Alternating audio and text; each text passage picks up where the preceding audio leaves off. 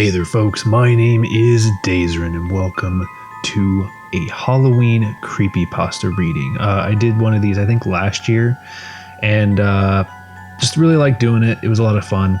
I'm going to be doing this time in front of my green screen and I'm going to see what I can do editing wise. I'm doing this kind of late, so I'm going to try and get what I can done as far as editing before it goes up Halloween night. But I hope you all have a good Halloween and or had a good Halloween, depending on when you watch this.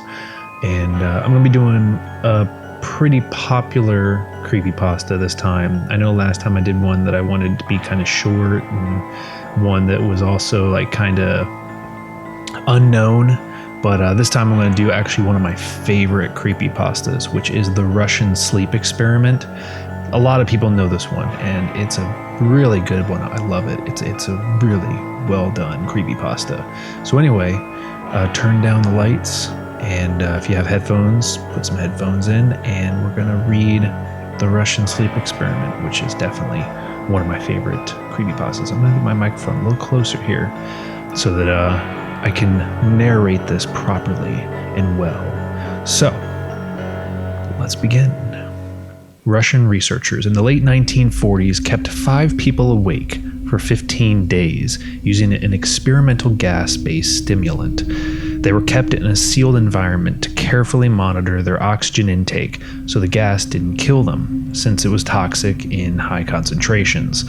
This was before closed-circuit cameras, so they had only microphones and 5-inch thick glass porthole-sized windows into the chamber to monitor them. The chamber was stocked with books, cots to sleep on, but no bedding, running water in a toilet, and enough dried food to last all 5 for over a month. The test subjects were political prisoners deemed enemies of the state during World War II. Everything was fine for the first 5 days. The subjects hardly complained, having been promised falsely that they would be freed if they submitted to the test and did not sleep for 30 days. Their conversations and activities were monitored, and it was noted that they continued to talk about increasingly traumatic incidents in their past, and the general tone of their conversations took on a darker aspect after the 4-day mark. After 5 days, they started to complain about the circumstances and events that led to them to where they were, and started to demonstrate severe paranoia. They stopped talking to each other and began alternately whispering to the microphones in the one-way mirrored portholes. Oddly, they all seemed to think they could win the trust of the experimenters by turning over their comrades, the other subjects in captivity with them. At first, the researchers suspected this was an effect of the gas itself. After 9 days, the first of them started screaming. He ran the length of the chamber, repeatedly yelling at the top of his lungs for 3 hours straight. He continued attempting to scream, but was only able to produce occasional squeaks. The researchers postulated that he had physically torn his vocal cords. The most surprising thing about this behavior is how the other captives reacted to it, or rather, how they didn't react to it. They continued whispering to the microphones until the second of the captives started to scream. The 2 non-screaming captives took the books apart, smeared page after page with their own feces, and pasted them calmly over the glass potholes. The screaming promptly stopped. So did the whispering to the microphones. After 3 more days passed, the researchers checked the microphones hourly to make sure that they were working, since they thought it impossible that no sound could be coming with 5 people inside. The oxygen consumption in the chamber indicated that all 5 must still be alive. In fact, it was the amount of oxygen 5 people would consume at a very heavy level of strenuous exercise. On the morning of the 14th day, the researchers did something they said they would not do to get a reaction from the captives. They used the intercom inside the chamber, hoping to provoke any response from the captives they were afraid were dead or vegetables. They announced, "We are opening the chamber to test the microphones. Step away from the door and lie flat on the floor or you will be shot. Compliance will earn you your immediate freedom." To their surprise, they heard a single phrase in a calm voice respond, "We no longer want to be freed." Debate broke out among the researchers and the military forces funding the research. Unable to provoke any more response during using the intercom, it was finally decided to open the chamber at midnight on the 15th day. The chamber was flushed of the stimulant gas and filled with fresh air, and immediately, voices from the microphone began to object, 3 different voices began begging, as if pleading for the life of loved ones, to turn the gas back on. The chamber was opened and soldiers sent in to retrieve the test subjects. They began to scream louder than ever, and so did the soldiers when they saw what was inside. 4 of the 5 subjects were still alive, although no one would rightly call the state of them life. The food rations past day 5 had not been so much as touched. There were chunks of meat from the dead test subject's thighs and chest stuffed into the drain in the center of the chamber, blocking the drain and allowing 4 inches of water to accumulate on the floor. Precisely how much of the water on the floor was actually blood was never really determined. All 4 surviving test subjects also had large portions of muscle and skin torn away from their bodies. The destruction of flesh and exposed bone on their fingertips indicated that the wounds were inflicted by hand, not with teeth, as the researchers initially thought. Closer examination of the position and the angle of the wounds indicated that most, if not all of them, were self-inflicted. The abdominal organs below the rib cage of all 4 test subjects had been removed.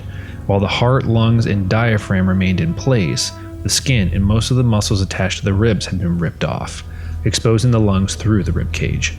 All the blood vessels and organs remained intact. They had just been taken out and laid on the floor, fanning out around the eviscerated but still living bodies of the subjects. The digestive tract for all 4 could be seen and working, digesting food. It quickly became apparent that what they were digesting was their own flesh that they had ripped off and eaten over the course of days. Most of the soldiers were Russian special operatives at the facility, but still many refused to return to the chamber to remove the test subjects. They continued to scream to be left in the chamber and alternately begged and demanded that the gas be turned back on, lest they fall asleep. To everyone's surprise, the test subjects put up a fierce fight in the process of being removed from the chamber. One of the Russian soldiers died from having his throat ripped out. Another was gravely injured by having his testicles ripped off and an artery in his leg severed by one of the subject's teeth. Another 5 of the soldiers lost their lives if you count ones that committed suicide in the weeks following the incident. In the struggle, one of the 4 living subjects had his spleen ruptured and he bled out almost immediately. The medical researchers attempted to sedate him, but this proved impossible. He was injected with more than 10 times the human dose of a morphine derivative and still fought like a cornered animal, breaking the ribs and arm of one doctor. One heart was seen to beat for a full 2 minutes after he bled out to the point where there was more air in his vascular system than blood. Even after it stopped, he continued to scream and flail for another 3 minutes, struggling to attack anyone in reach, and just repeated the word "more" over and over, weaker and weaker, until he finally fell silent.